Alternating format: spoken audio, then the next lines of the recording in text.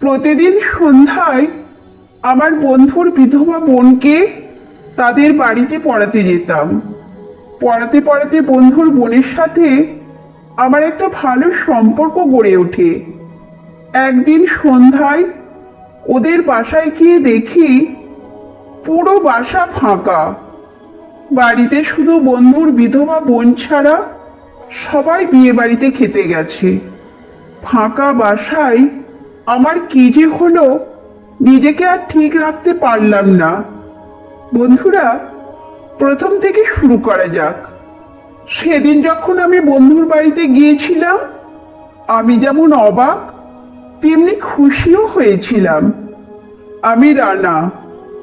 ছোটবেলা থেকেই আমি একটু লাজুক স্বভাবের। জীবন জুড়ে বন্ধু সুব্রত আমার জন্য এক আলাদা জায়গা জুড়ে আছে।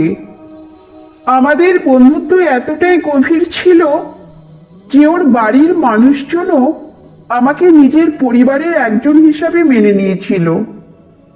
ওর বাড়িতে যাতায়াত ছিল আমার নিত্যদিনের ঘটনা।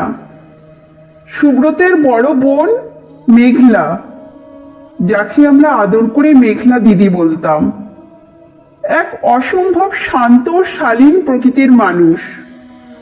স্বামীর মৃত্যুর পর থেকে ও যেন আরো বেশি নিঃসঙ্গ হয়ে পড়েছিল, কিন্তু ওর মুখে সবসময় এক ধরনের মিষ্টি হাসি লেগে থাকতো, যা দেখে মন ভরে যেত। প্রতিদিন সন্ধ্যায় আমি ওদের বাড়িতে যেতাম। দিদিকে পড়ানোর পাশাপাশি কিছুটা সময় ওর সঙ্গে গল্প করতাম। ধীরে ধীরে এই সম্পর্ক এক গভীর বন্ধুত্বের রূপ নিয়েছিল। সেদিনও সন্ধ্যায় আমি যথারীতি সুব্রতদের বাড়িতে গেলাম। কলিং বেলের শব্দ শুনে দরজা খুলল মেঘলা দিদি। দরজার ওপার থেকে এক উজ্জ্বল হাসি দিয়ে বলল, রাডা, তুই এসেছিস? ভেবেছিলাম আজ বুঝি আসবি না। বাড়িতে ঢুকে লক্ষ্য করলাম চারপাশে যেন একটা অদ্ভুত নীরবতা। জিজ্ঞেস করলাম, সুব্রত কোথায়? আর বাড়ির সবাই? দিদি বলল, সবাই দাওয়াতে গেছে। আমার শরীরটা ভালো লাগছিল না, তাই বাড়িতে রয়ে গেলাম। ওর কথাটা শুনে কেন জানি না আমার মনে একটা অদ্ভুত অনুভূতি হলো। এত বড় বাড়ি, আর সেই বাড়িতে শুধু আমি আর মেঘলা দিদি। দিদি আমাকে বসতে বলল, তোর জন্য চা বানিয়ে আনি বলে রান্নাঘরের দিকে চলে গেল। আমি ড্রয়িং রুমে বসেছিলাম, কিন্তু চোখ বারবার রান্নাঘরের দিকে চলে যাচ্ছিল। দিদির চলাফেরা, ওর চুলের খোপা খুলে যাওয়া, আর মাঝে মাঝে পেছন ফিরে তাকিয়ে মিষ্টি করে হাসি দেওয়া, সব কিছুই যেন আমাকে অস্থির করে তুলছিল। চা নিয়ে এসে দিদি আমার পাশে বসলো। চা খেতে খেতে ওর সঙ্গে নানা বিষয়ের কথা বলছিলাম। হঠাৎই ওর চোখ দুটো আমার দিকে গভীরভাবে তাকিয়ে রইল। সেই দৃষ্টি ছিল অদ্ভুত, যেন সেখানে এক ধরনের অজানা আকর্ষণ লুকিয়ে আছে। দিদি বলল, আজ পড়ানোর দরকার নেই, চল একটু গল্প করি। আমি রাজি হয়ে গেলাম। আমরা গল্প করতে করতে জীবনের নানা বিষয় নিয়ে আলোচনা করছিলাম।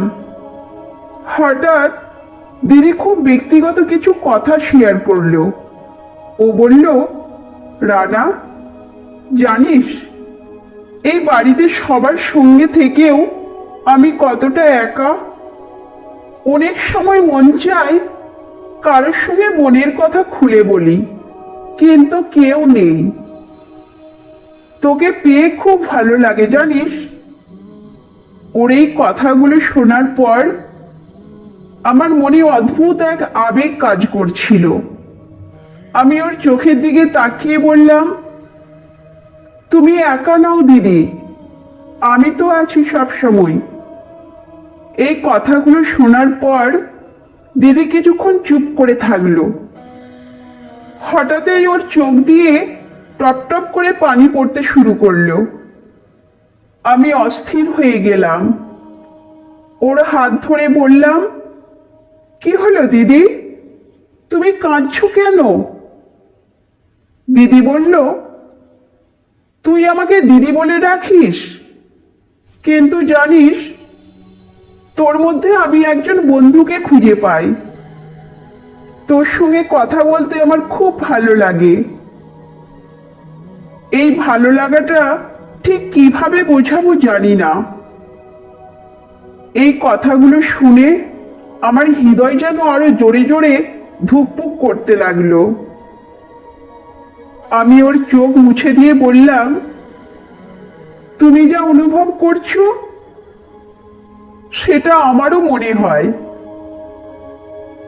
আমি তোমাকে শুধু একজন বন্ধুর মতো নয়,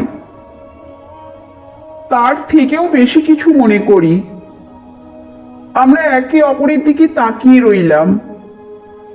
সেই মুহূর্তে বাড়ির নিস্তব্ধতা, ফাঁকা পরিবেশ আর আমাদের হৃদয়ের আবেগ যেন মিলে গিয়ে এক নতুন দিগন্ত তৈরি করলো।